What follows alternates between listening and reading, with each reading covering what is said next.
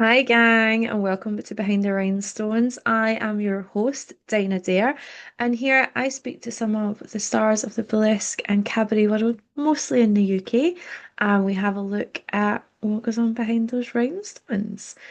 Today, we have something a little bit different. I actually have someone who goes over the boundary of burlesque and pole and kind of straddles across both worlds. So I'm really thrilled to have with me today Arlene Caffrey. Hi, Arlene. Thank you for joining me today. Thanks for having me, Dina. It's great to be here and yeah, having the chats over coffee. Yeah, it's the best way to have chats is over coffee, in my personal opinion. Absolutely.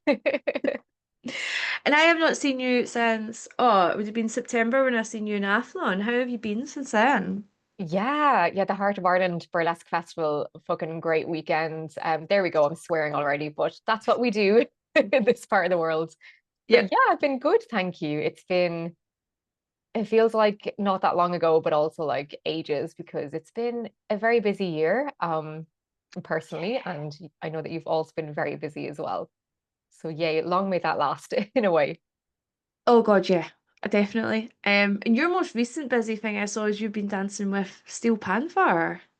Yes, yeah, definitely not something I foresaw happening or was not like on the plan for this year.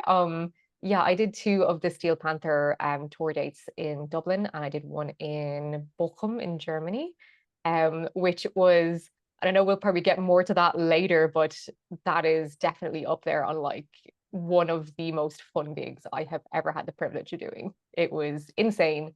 So yeah, I'm still recovering from that as it took a lot of energy. I can imagine. I know one of the girls that done the Glasgow gig. And I know Carly that done Download as well. So I've seen like everyone was like, oh my God, it was so good. So yeah. It was the crack. I love that.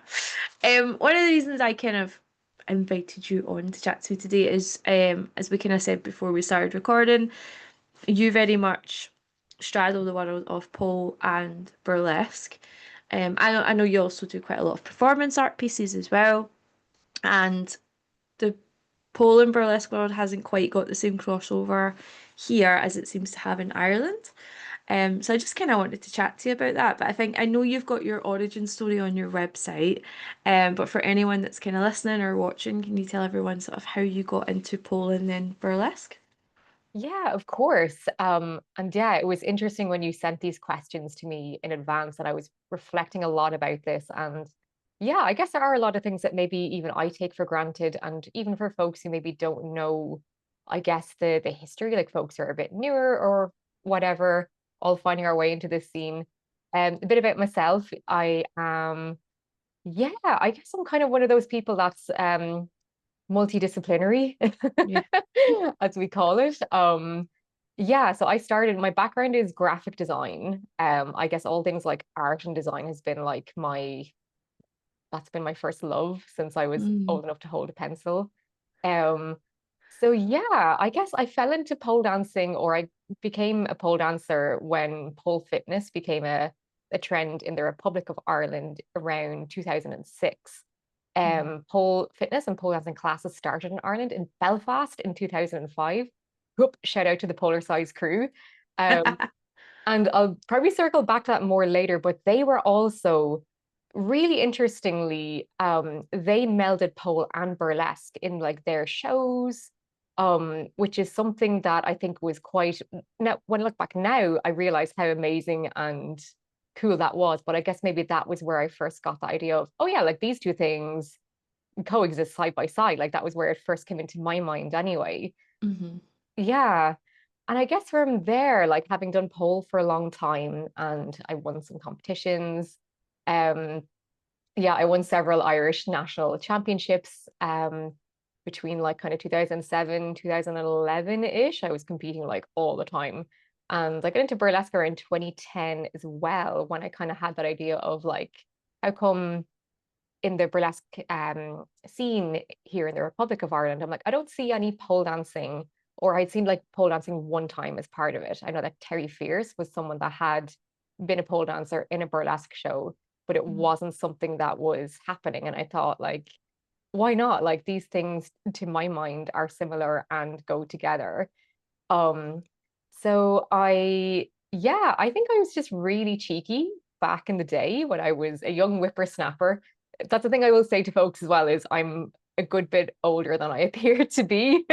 I'm 38 now, so I started pole dancing when I was 19, like I was so young.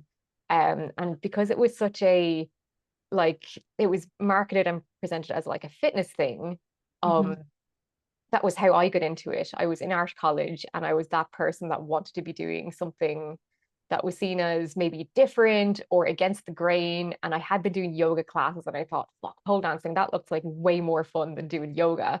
And I had all of these maybe pop culture references like the Demi Moore striptease film in the 90s, which was like, Yeah. what is this? And the Kate Moss music video where she's pole dancing. That was the White Stripes. I don't know what to do with myself. Yeah, that was the song she danced to.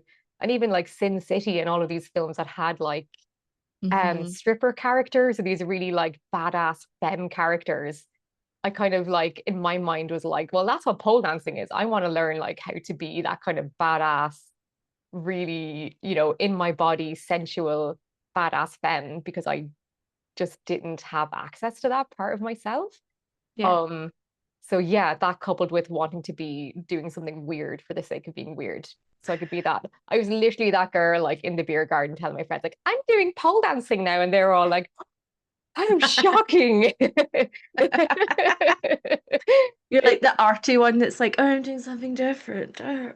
Yeah, I was very much that person with like my green hair and like I'm doing pole dancing now, and they're like, oh my God, that's what strippers do. And I'm like, yeah.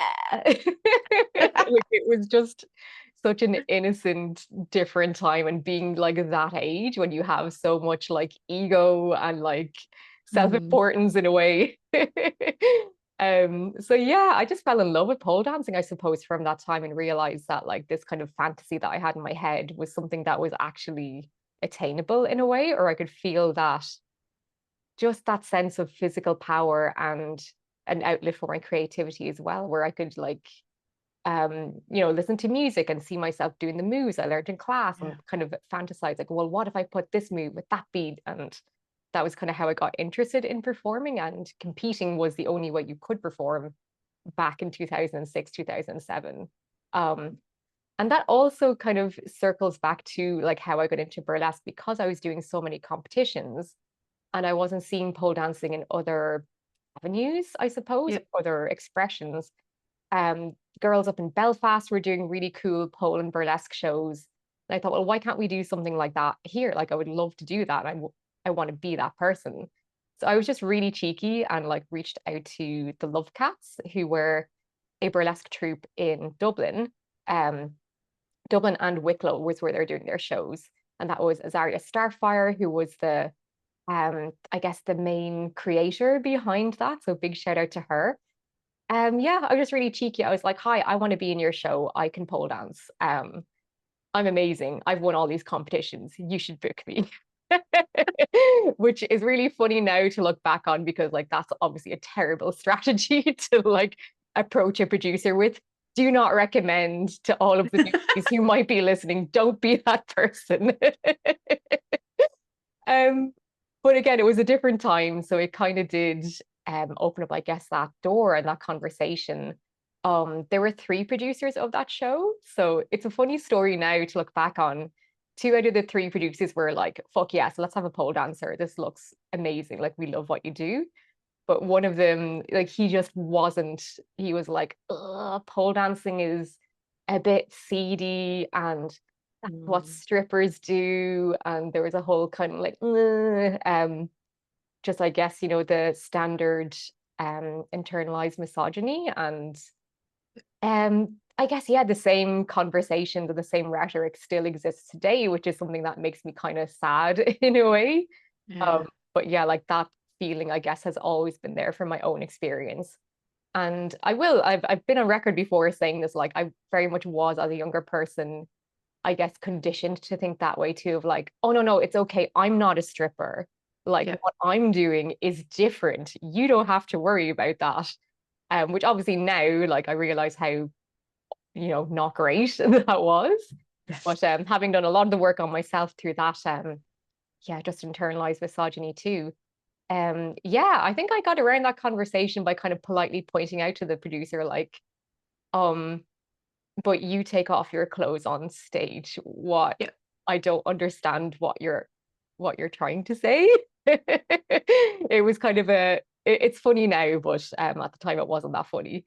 Um, so yeah, there you go, kiddos. But that was kind of how I managed to talk my way into a burlesque show. And back then it was quite different, I suppose. Like there was only like a one act, or at least from my perspective, with setting up this like old-fashioned X stage pole that have these really like massive, um, really awkward bases. Like nowadays they have these Mhm. little short Yeah, they're like, plastics. Yeah, they're beautiful, but back in the day it was a big hefty, oh my God, like it was just awful. We would have to like during the interval, like that was when the pole was set up. I would do hmm my act. And then I always felt like so much compassion for the acts that have to follow, which was usually a stand-up comic guy who was like maybe new to the scene and cutting his teeth, that he yeah. would have to follow me while all of the people were in the background dismantling this big clunky metal thing. And it was always like, oh no, that poor dude. But yeah, that was how it looked like back in my day, I suppose. And it was always a really like fun thing that I loved doing, and everybody like really appreciated having me as part of the show. And I hmm think from there, like having been a feature performer in their show anytime they did their Love Cats show around Dublin, I feel like that was kind of how pole then started to become maybe a feature in other Irish shows, that other producers were like, well, that's fucking cool. We're doing that too. Yeah. Yeah, which is like, of course, like, why wouldn't they? So yeah, that was kind of how it all started, I suppose. That's so cool. And I suppose, have you, throughout your time, having now been performing quite a while and working in pole and burlesque spaces, I'm guessing there's more of an understanding of like the shared history that we have and a more acknowledgement of that as well, which I still feel like, I don't know, sometimes online it still feels like it's a bit versus when it shouldn't be. Like we do have that shared history, which is always a bit weird to me. I don't know your Yeah. thoughts on that one. Yeah, I have a lot of thoughts on that. Oh my gosh. Yeah. Um, it's something that I experienced for like a number of years, even after becoming a part of the burlesque scene that way. And then, yeah, because I started in burlesque as the pole dancer act. After a while, it was so funny because when I started, I was like, oh, I just want to do pole dancing. I'm not sure about this whole burlesque thing, even though like there was a part of me that was like, that looks really cool. I want to get my tits out, to put it Yes. bluntly. Yeah. But yeah, I just loved the art of striptease and watching Azaria Starfire and the other dancers like doing their thing. I was like, that looks incredible, but I have a lot to learn. Or there was just that kind of like little mental like gap or step I had to do where it was like, I'm dancing on a pole, doing what I do, and this is okay. But the idea of stripping or doing striptease is like, was a whole other like, that's terrifying. Um, Mm.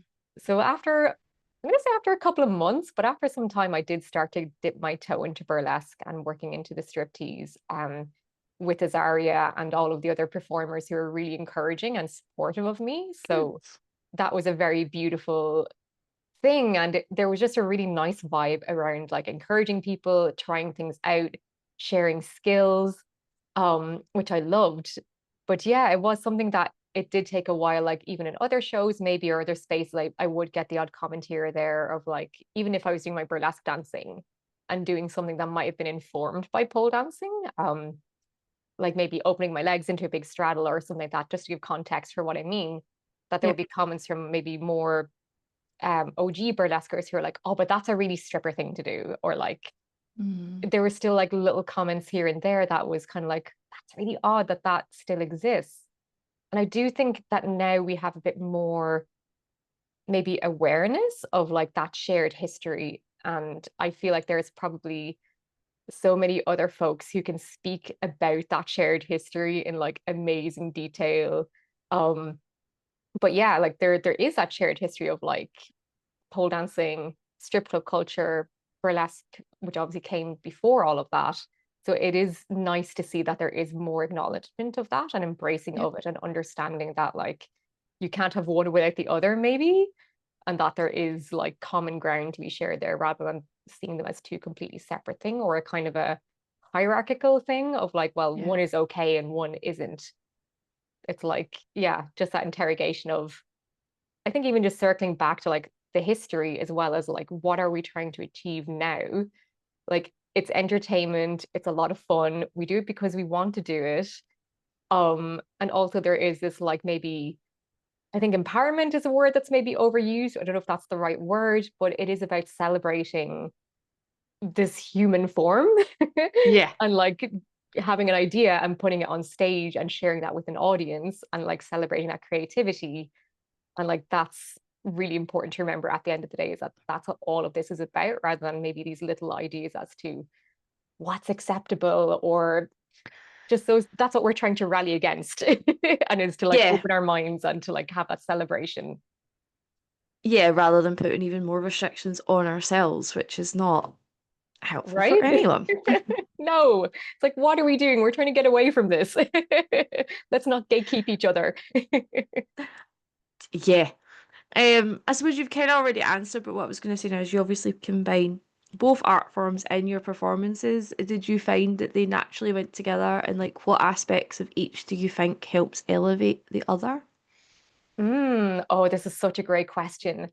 Yeah, and I would definitely encourage like anyone who's doing pole dancing to try burlesque because I feel like that really elevated my performance practice with like Hmm. understanding things like timing, musicality, how to create a story on stage or have this idea in your head of like, I want to create this kind of character or even this kind of feeling or emotion on stage. Like, how do I do that? I feel Hmm. like burlesque gave me those really useful tools and skills to understand like how to make it not just a I'm doing a bunch of tricks to a piece of music, but how to like relate to an audience and create that engagement, or even just how to like tap into that part of yourself that you have this story or feeling that you want to tell, and how do you actually get that out? Yeah. And hopefully in a way that people will enjoy it or not. It's kind of I'm now in a different space where I'm kind of like, if they don't like it, that's okay. You're like, it's Yeah, it's like, fine. meh, but that's more a performance art thing. So maybe we'll talk about that later. But Yeah. yeah, I feel like burlesque is so useful for just having that kind of like, yeah, it gave me that critical eye, I suppose, of really like interrogating each part of my maybe performance or choreography as to like what is this particular piece adding? Like what is that communicating? What is that saying? Hmm. Um, yeah, and just like having that greater awareness of like what the body is doing on stage, even things like costume, what are they doing? What are they saying? Are they just things that I put in because I thought they were pretty and they looked really cool, or are they adding to this in some way? Yeah. Mm, so useful. Then of course, like pole dancing has really helped my burlesque practice because of that like bodily awareness and Hmm. obviously having like all of the strength is great for like being able to do all of these poses and just having that like proprioception and awareness of what my body can do, as well as an arsenal of really cool like floor work in particular. It's nice to just have that in my toolkit to dip into whenever I want to. So yeah, I feel Yeah. like they really have complemented each other in a really beautiful way and that they're kind of constantly like back and forth, like feeding into each other, which is really, really beautiful. Yeah. I definitely floor work was one of the ones that I feel probably at least in the last five, I've only been doing this for 6.5 years, but even when I started, I suppose there was quite a lot of like pole style floor work and performances, particularly in the American scene, but it's definitely more and more over here. You see people doing Hmm. things and you're like, oh yeah, yeah, I would do that in like a floor work class at pole. So it does seem to be very much crossing over a lot more there as well, which is quite cool. I really love to see that there is that crossover and like acknowledgement. And maybe I really hope that people are not experiencing what I experienced back in the day, where it might be like, oh, but that's a stripper thing. Like, oh, maybe, maybe you shouldn't do that in your routines. Like, oh, so yeah, it's nice to see that maybe I hope that that's not happening as much anymore. Yeah, there seems to be more of an acknowledgement of where we came from now and the fact that, yeah. That's, as you said, our shared history, our shared roots. So hopefully that long may that continue. Long may that continue. And I think we're still like, yeah, there still can be maybe just online and stuff you see some maybe these like rhetorics that people forget, or they might like say something and kind of not realize like, oh, that's kind of a bit like, oh, like, are you shitting on strippers or whatever? So it's getting a lot better, but yeah, we still have a bit more to do. And yeah, I think it's important to never be complacent to all of these kind of feminist ideas or whatnot. Yeah, which Yeah. is it's so Mm. rooted in what we do as well. With your act, sort of where do you draw inspiration from, and like what does your creative process look like? Yeah, chaotic at best. I Yes, yes. I jest. Yeah, I think it can depend a lot on like the the context. I think for me, like I'm such a music fan, and I've talked about this Mm, before in other podcasts or whatever, where like I love music so much. And that's usually always like where I get the inspiration from is like hearing a song and feeling a feeling or yeah. like getting a sense of like a story or something that yeah it just evokes something in me that I want to then like express or put on a stage. um but then other times if it's more like maybe brief specific, um like for Miss Burlesque Ireland, um which oh yeah, I did the one, I've competed twice in that. So in 2016, um, and for folks who don't know that competition, or at least back when I did it, there was a you had to do a classic burlesque routine, which had like really specific parameters as to your music has to be from X year to X year, and you have to include X, Y, and Z moves. Then the neo burlesque routine was it had to have a very clear story or narrative.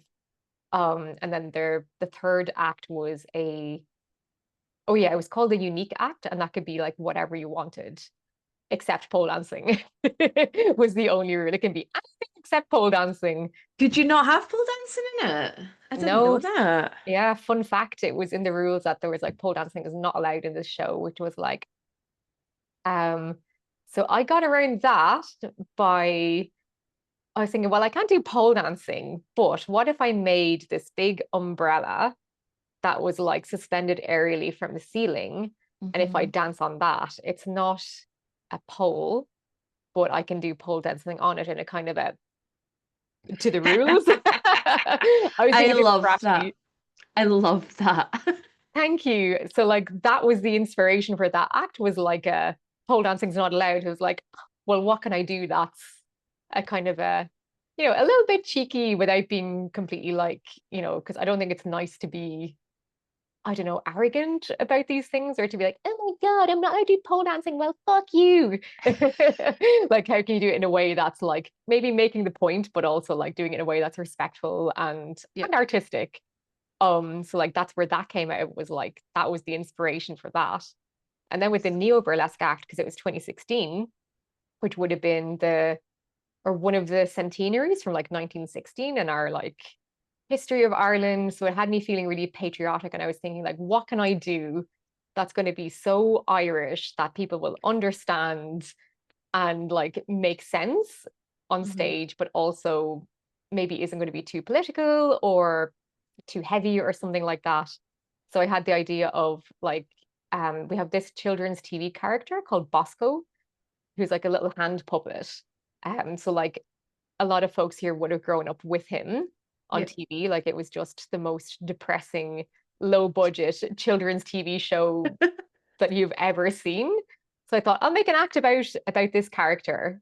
So sometimes, yeah, maybe the rules or like those kind of constraints or the brief can like inspire like what the act is. Like if there's a specific context that you have to like operate in or something that's Hmm. happening maybe outside that you want to like draw inspiration from. But usually it's always the music for me.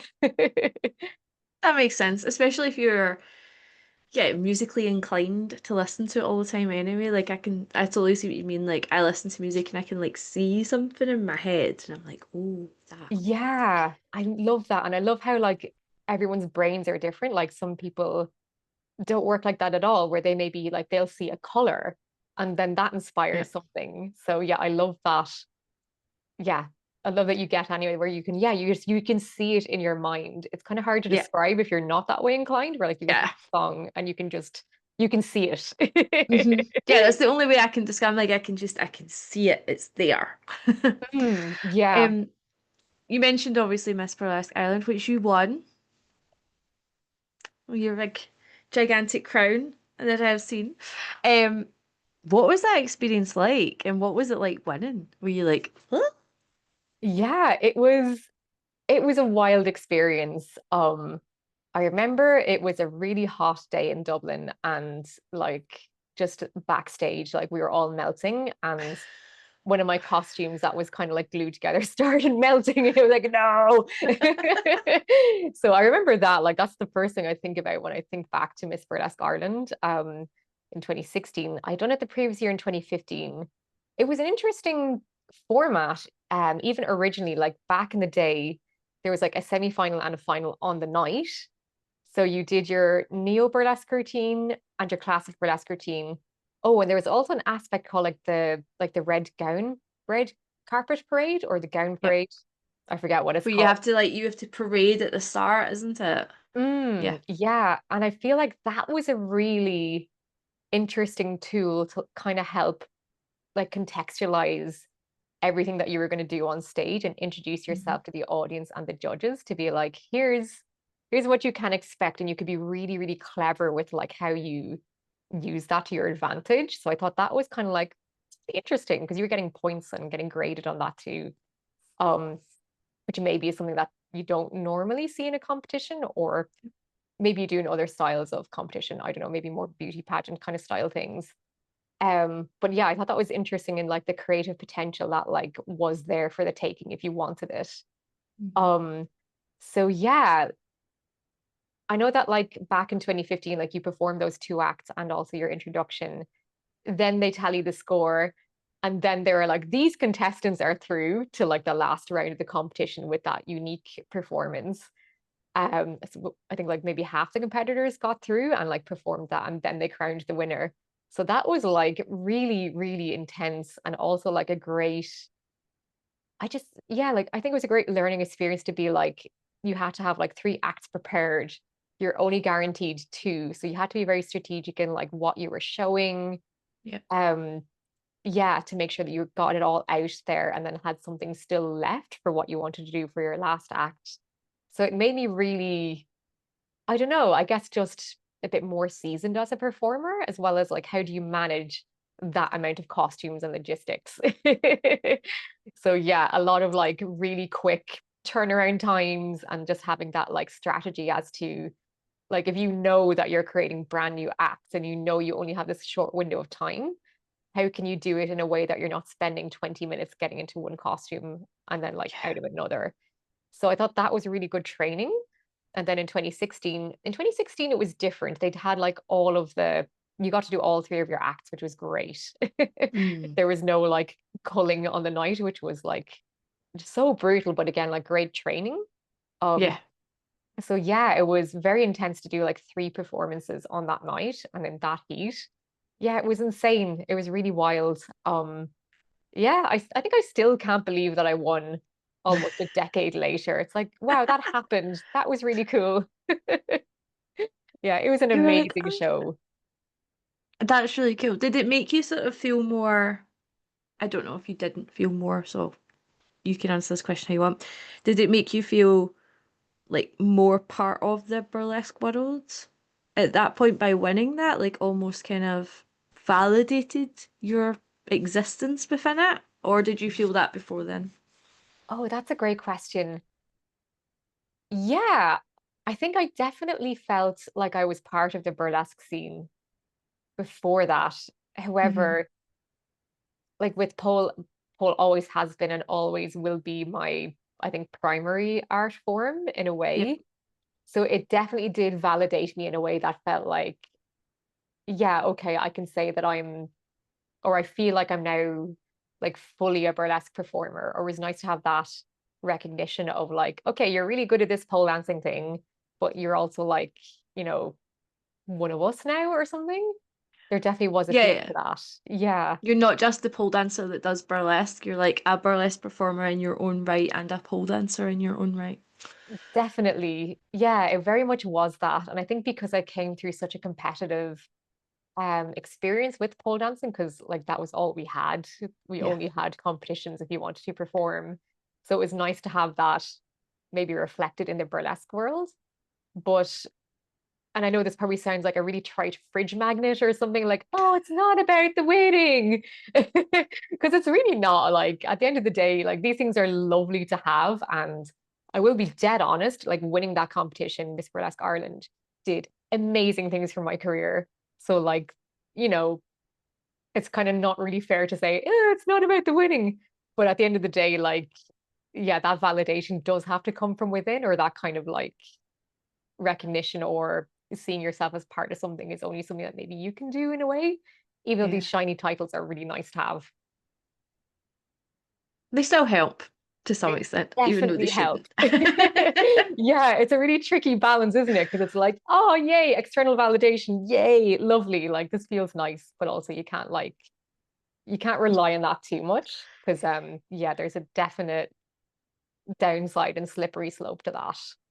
100%. And it sounds like you touched on it earlier, you've sort of very much not disengaged, worked on to a space where you don't necessarily need people to enjoy what you do because you're in more that art performance space now. So you're just like, here is my art. I do not give a fuck if you like it.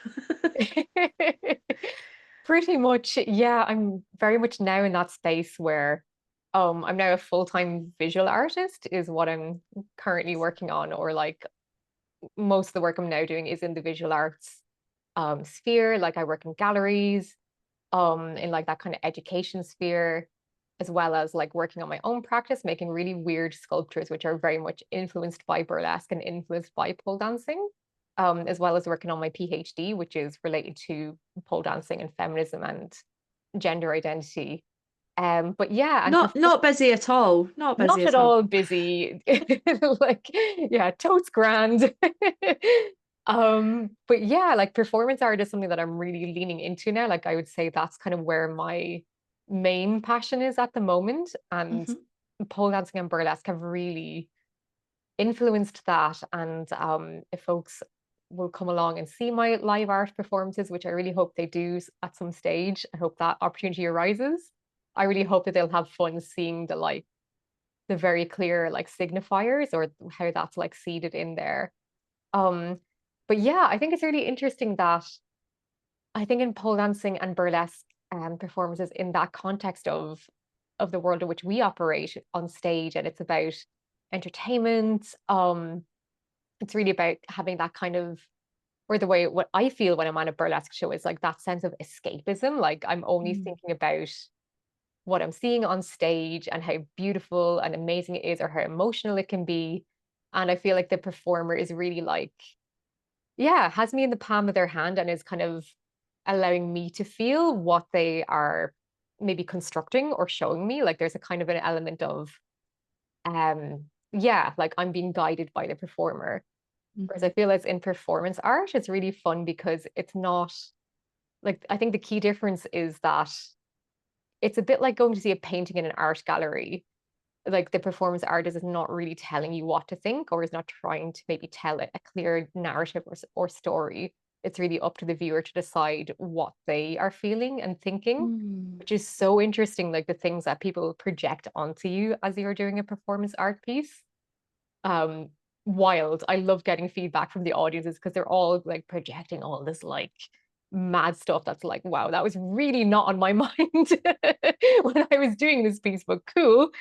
So yeah, and I think there's something about that kind of detachment in a way, or I don't know if detachment is the right word, but because I see it as something similar to like maybe a sculpture or an art piece in a gallery where it's about you're letting people decide what they want to feel, or Yeah. there's such a broad interpretation that it does in a way require, but then it also maybe facilitates what I can only describe as not giving a fuck or like just a letting go and a release of like that expectation, Yeah. which I find really freeing in a way.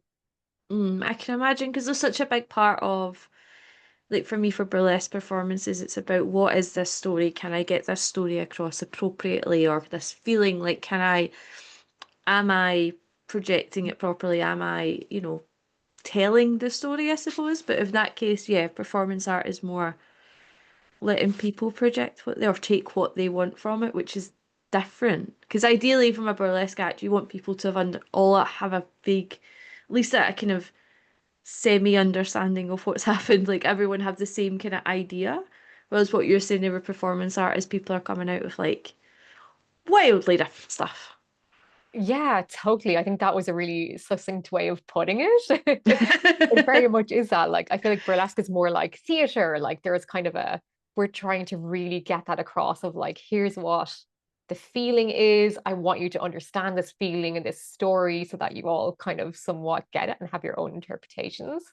Hmm. Whereas, like, performance art is very much like what you might go into a gallery and see. It's like, this is for you humans to like think critically about and reflect upon and in your own time decide what you feel about it. So you're kind of like turning it back around. And I think both are really important and valid. Like, I don't think one is necessarily better than the other. They're just different ways of putting your art out there and putting yourself out there into the world. Like they both require huge amounts of bravery and vulnerability, I think, to like expose that Hmm. part of yourself, whichever one it might be. Yeah. It different, such different skill sets as well. Like, is performance art been something that you've always been drawn to, or is it something you've like learned almost? Like, how did you get that skill to be able to do that? Yeah, that's a great question. I think it was something that I perhaps maybe thought I was doing, maybe in some of my pole dance performances. Hmm. But when I went back to art college in 2022 and started reading a lot more and researching and meeting other performance artists, I realized, oh, there's actually a whole other methodology here that I was not aware of. Hmm. Um, which I very much see as that like there's, maybe the key difference is you're maybe trying to tell a story in one, and then in the other, you're letting the audience tell their story through you. And yeah, just all of these different modes of operating that are just not maybe as apparent. Hmm. So I gained a real appreciation of that through like my doing my master's degree. And yeah, that was kind of how I really got into it and realized, oh, this is totally different. But all of these useful skills that I have with my body and the awareness and even just understanding like through burlesque, I think when you know I don't want to say the rules because there are no rules.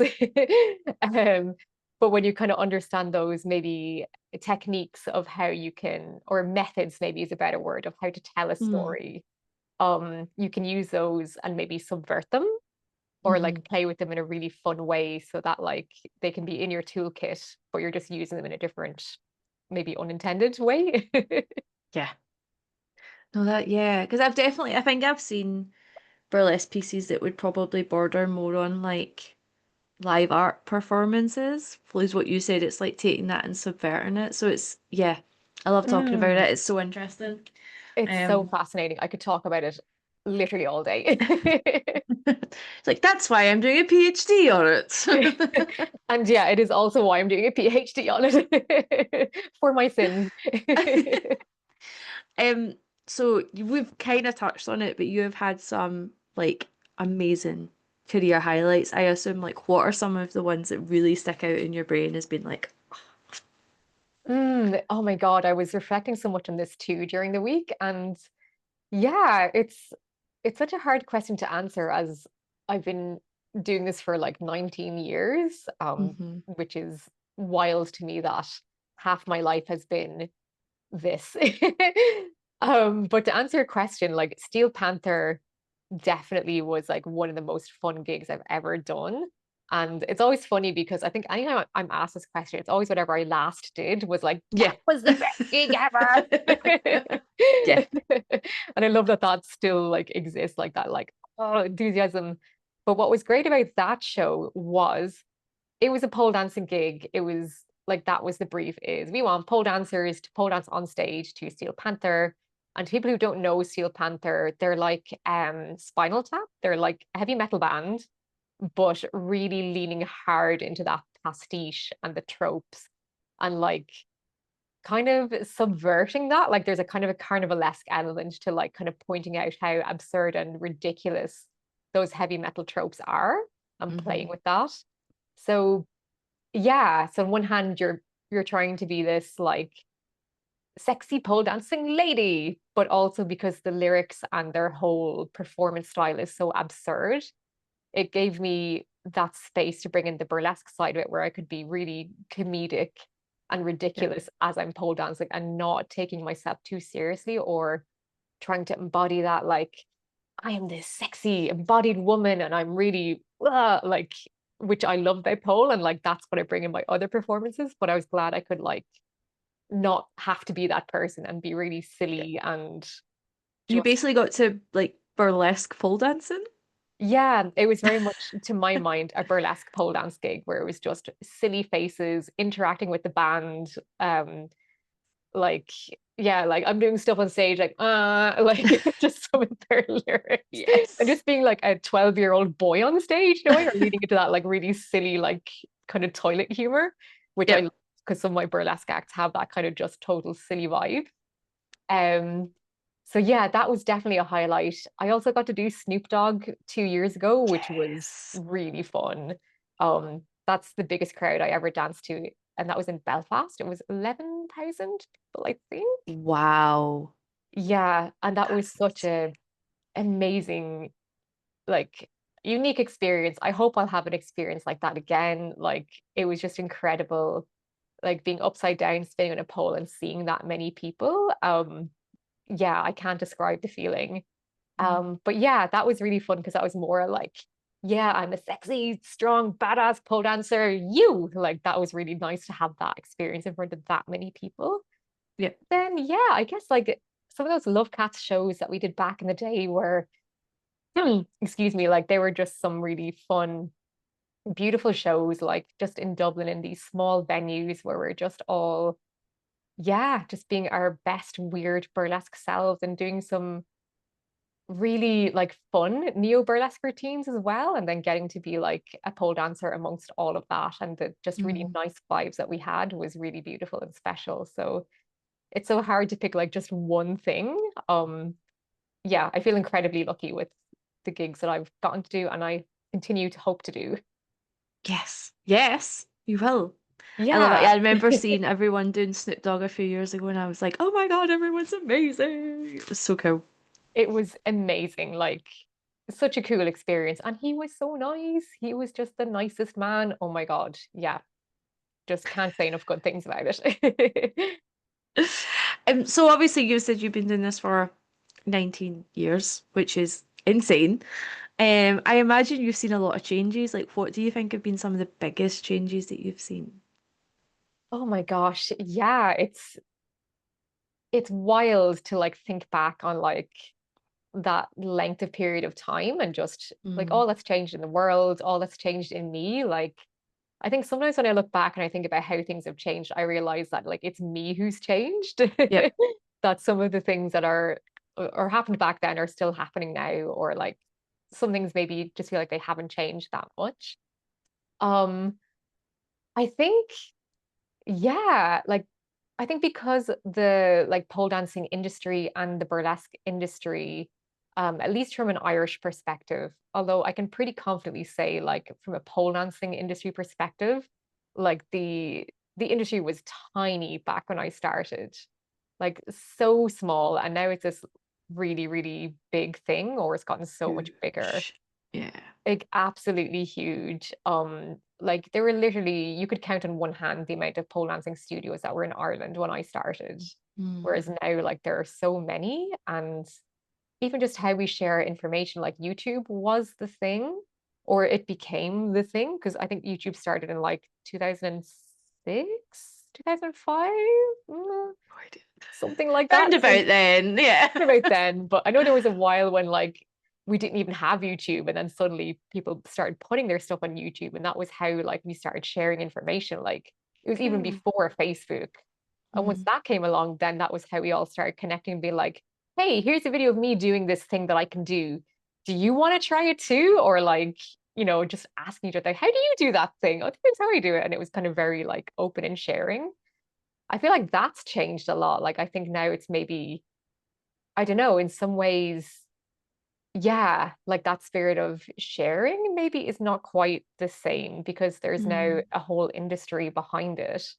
And yeah, I don't want to rant about capitalism, but yeah, like there's now maybe a bit more like, yeah, Money. yeah, like pay me if you want to learn how to do this thing rather than like just how we would all share stuff back in the day. Yeah. Maybe that's something that people also don't know if they only just recently started, but like that was how we learned shit. We just watched each other and copied each other. We didn't have master classes. We didn't have workshops back then. Yeah. That came like much later. Which is kind of so funny to think about. Like, I'm so glad we have workshops now. I'm like, oh my God, it just makes things so much easier to learn. Um, yeah. So what else has changed? Oh my gosh. I think it's great now that there are so many more opportunities for performing and Mhm. even just how it feels like it's easier maybe for people to get into um with pole and burlesque. I feel like there are more shows. I could be wrong. I feel like there are more opportunities. I definitely think there's more pole shows, there's more people doing pole. It seems to be more acceptable to do pole as well, which is really good. Yeah, I think that that's a really great thing that there's less stigma attached to it, Hmm. than there would have been back in my day. Like there was just so much stigma and yeah, like it was wild some of the stigma that was out there. And I'm glad that people don't have to, or I hope that people don't have to go through as much of it as what we did. But I say that knowing that there definitely is stigma still out there. Like it's definitely not all sunshine and rainbows. Like I think that's going to be something that's going to take, yeah, a bit longer yet, but I think we're getting there slowly. We are. And what do you think? What changes do you think still need to happen in the industry or either industry, I suppose? Oh, yeah, it's such a great question. And I was thinking long and hard about this. Like there are so many things that, yeah, I think that we're doing great that I would just like to see more of. Yeah, like for example, I think like just even based on this, like the conversations that we're having around stigma and just increasing maybe accessibility, like I think all of that work Mm, is great. So, oh gosh, I can't even like name just one person. Like there are so many people who are doing amazing work in like, yeah, just pushing the boat out there and continuing that work. And like I think that's great and long may that continue.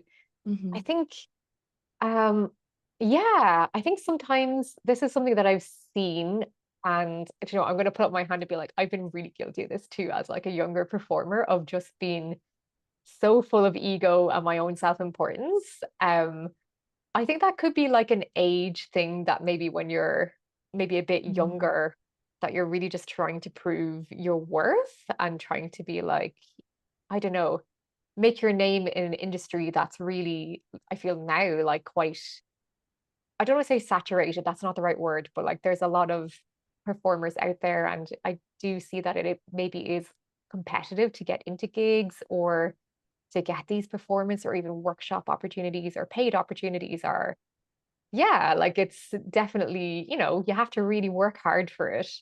And I yeah. definitely have been that person where I've just been like very egotistical and like willing to maybe, yeah, just maybe not be very, what's the word? Like, yeah, I've been kind of trying to, how do I say this in a succinct way? This may need some editing. Right. Yeah, I think in the past I've been very, yeah, just I've let my ego get in the way and I've Mm, been like maybe stuff about like, oh, everybody else is doing things wrong and I'm the most virtuous, like the yeah. way that I'm doing things is right and you're all shit. Like I've definitely been Yeah. that person in the past. And I still see folks kind of like making that same mistake. And it's like, oh, I think, yeah, like, and it is an ego thing, maybe perhaps that like if we just try and maybe take a step back and like try and realize that we all want the same thing or that we're all Mm, working towards the same thing, which is making a scene that's inclusive and just joyous and joyful to be around, and like, yeah, like just supporting each other a bit more, I think would be nice rather than, yeah, a lot of infighting, I guess, is what I see happening. And I would like, yeah, just like to see a Yeah. bit more support would be great. Yeah, I think the infighting, I don't know, I do see it in pole world, but I'm obviously more burlesque. Like I play with pole, but I'm not a performer for pole. That's just like my hobby. And I'm happy with that. But I think something I've noticed that's on the rise in burlesque is as there is less and less work, people are tearing each other down a lot more. Um, Yeah. Hmm. this year, last year, more this year, but I'm definitely seeing it. People are just, it's almost like if we tear each other, they're like, oh, if I tear this person down, then I can get their work. And it's like, doesn't, no, we should be working together rather than like tearing ourselves apart. Yeah, very much so. And I see that more so in burlesque than I do see it in pole as well, unfortunately. And I think you're right, it is because of that. Like it is a scarcity thing. Like there is less paid work out there. And I can understand that fear absolutely. Like it, yeah, it's maybe like a knee-jerk response or whatever, but also it's, yeah, it's just not helping anyone.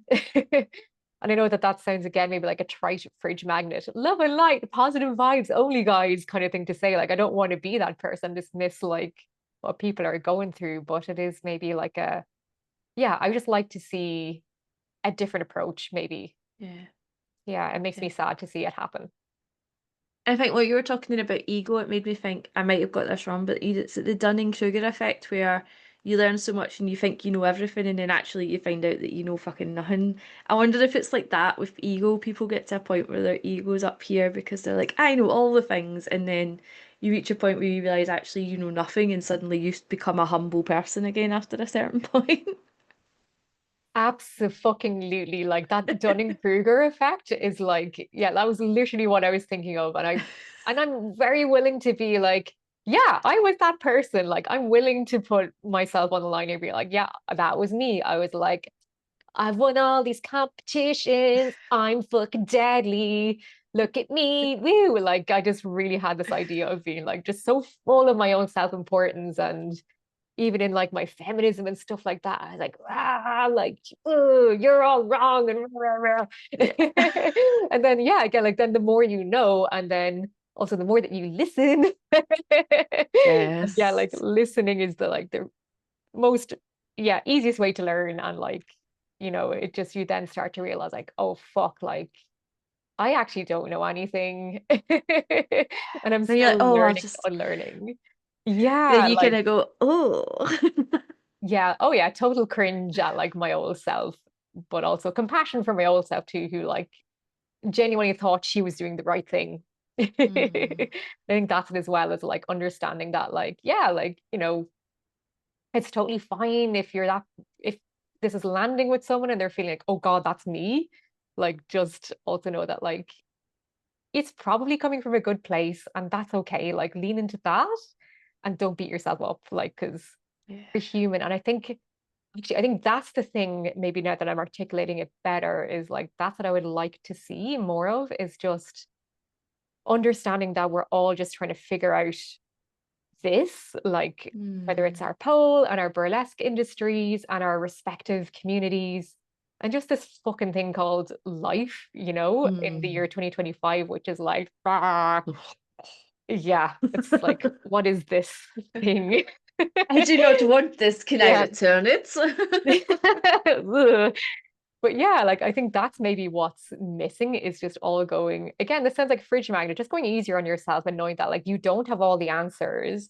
You're not expected to be this perfect person, or like stop trying to be this perfect person, Hmm. because you're not. And that's okay. So yeah, that's I think a good way to help just, yeah, ease those feelings of like, I think that's a lovely place to finish up. So, where can our lovely listeners and followers find you on socials? sure thing. So my website is arlenecaffrey.com. I love writing blogs. I'm not super prolific with my blog writing, but I love sharing stuff on there, and I can share whatever I want that's not going to get like taken down or censored or yada yada. So you can see all my blog stuff on there, all my art stuff is on there too, because some of that, like again, I can't even share like on the social medias because it's too artsy or whatever. Yeah, and I'm on Instagram, chaotically on Instagram at Arlene Caffrey. And Arlene Caffrey Artist is where you can find me on there as well. Amazing. Well, thank you so much. This was such a fun conversation. I really appreciate you taking some time to chat to me today. Thank you. Thank you so much for having me. Ah, bye, lovely. Bye.